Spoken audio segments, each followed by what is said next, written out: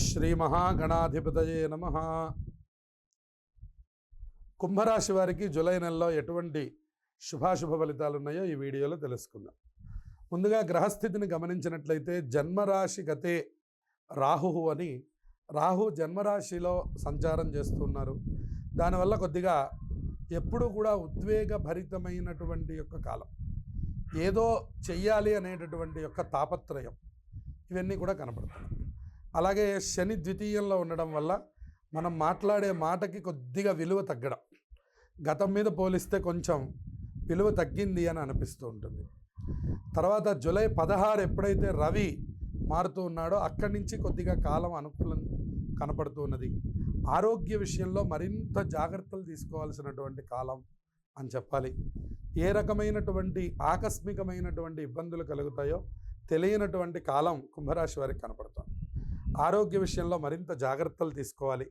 అలాగే నూతనంగా పెట్టే పెట్టుబడులు ఏవైతే ఉన్నాయో అవి కూడా ఈ నెలలో మీకు పూర్తిగా యోగించట్లేదు.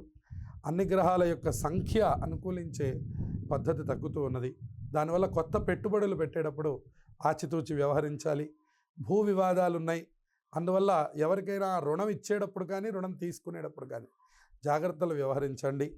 అంతేకాకుండా ధైర్య సాహసాలు మీలో కొంత నిండి ఉండడం వల్ల కొంత మొండికి వెళ్ళి కొన్ని పనులు అయితే పూర్తి చేస్తారు, కానీ కొంచెం వెనక నుంచి ఉండే చిన్న చిన్న ప్రతిబంధకాలు మాత్రం అలాగే ఉంటున్నాయని చెప్పుకోవచ్చు.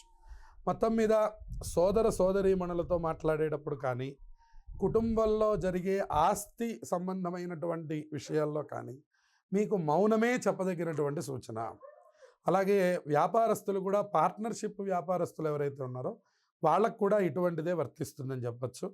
అలాగే మొత్తం మీద ఈ రాశి వారికి మనం గమనించినట్లయితే ఏలినాటి శని ప్రభావం, అలాగే రాహు ప్రభావం కొద్దిగా ఎక్కువగా ఉంది.